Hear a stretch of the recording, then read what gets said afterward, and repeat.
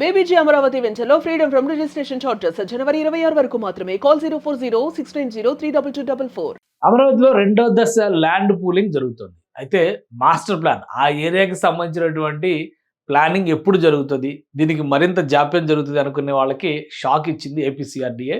Jet స్పీడ్తో రెండో దశ ల్యాండ్ పూలింగ్ తీసుకుంటున్నటువంటి ఏరియాలో మాస్టర్ ప్లాన్ డెవలప్మెంట్కి సంబంధించినటువంటి టెండర్లని ఫ్లోట్ చేసింది. ఆల్రెడీ 217 చదరపు కిలోమీటర్ల విస్తీర్ణంలో అమరావతి నగర ప్రణాళిక జరిగిపోయింది. ఇప్పుడు అడిషనల్ గా తీసుకుంటున్నటువంటి దాదాపు 20,000 ఎకరాల ల్యాండ్, అంటే 82 చదరపు కిలోమీటర్ల వైశాల్యం ఉండేటువంటి భూభాగం, ఈ ప్రాంతం పైన కూడా ప్లానింగ్ చేయాలని చెప్పని ఏపీసీఆర్డీఏ డిసైడ్ అయింది. దానికి సంబంధించినటువంటి ప్రణాళికల్ని ఫ్లోట్ చేసింది. ఒకసారి మనం ఇది చూస్తే కనుక అమరావతి డెవలప్మెంట్ అంటే ఏపీసీఆర్డీఏ రిలీజ్ చేసినటువంటి టెండర్స్ కి సంబంధించిన నోటిఫికేషన్ ఇది.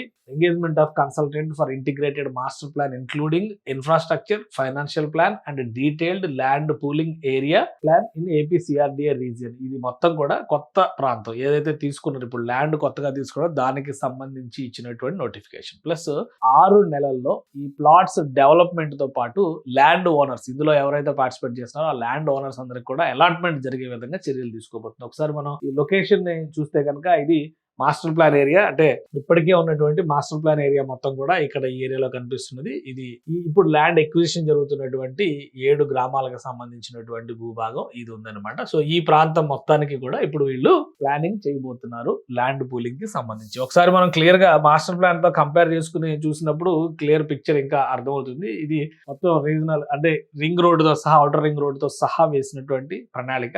ఇప్పుడు తీసుకునేటువంటి భూభాగం అంతా కూడా ఇన్నర్ రింగ్ రోడ్ కి కొంచెం అటు కొంచెం ఇటుగా ఉన్నటువంటి ప్రాంతం అన్నమాట. సో ఈ ప్రాంతం మొత్తాన్ని కూడా తాడికొండ మండలం, అలానే మండలాల వారికి కూడా ఈ జాబితాను మనం చూడొచ్చు. ఇక్కడ మీరు జూమ్ చేసి చూస్తే కనుక లొకేషన్ ఏదైతే గ్రిడ్ మోడల్లో డిజైన్ చేసి ఉందో అదంతా కూడా planned area, already planned area. ఈ ప్లాన్డ్ ఏరియాకి పక్కన అటుపక్క ఇటుపక్క ఉన్నటువంటిదంతా కూడా రేపు ప్రణాళికలోకి రాబోతున్నటువంటి, అందుకని దీనిపైన అధ్యయనం చేయాలని చెప్పని డిసైడ్ చేశారు. ఇక ఒకసారి మ్యాప్ పరంగా చూడండి, మనకి ఇక్కడ ఎక్కడ చూసినా కానీ ఈ పెదమద్దూరు ఇవన్నీ కూడా నెక్కల దగ్గర ఉన్నటువంటి ప్రాంతాలు, వడ్డమాను ఇవన్నీ కూడా ఇప్పుడు ల్యాండ్ ఎక్విజిషన్ జరుగుతున్నటువంటి ప్రదేశాలు, అంటే ఎక్స్టెన్షన్ ఇక్కడ జరుగుతుంది కాబట్టి ఈ ప్రాంతం మొత్తం మీద కూడా అధ్యయనం చేయబోతున్నారు. సో ల్యాండ్ పూలింగ్ కి సంబంధించిన మ్యాప్ ని క్లియర్ గా చూడాలంటే ఇవి మనకి ఇంకా కొంతకాలానికి క్లియర్ పిక్చర్ డేటా వస్తుంది. సో ప్రస్తుతం ఉన్నటువంటి ఇన్ఫర్మేషన్ ప్రకారం చూస్తే కనుక ఎల్పిఎస్ తీసుకుంటున్నటువంటి గ్రామాలు వాటి జాబితా అనమాట. మొత్తం 20,494 ఎకరాల భూములు ఉన్నాయి 7 గ్రామాలకు సంబంధించి. వైకుంఠపురం,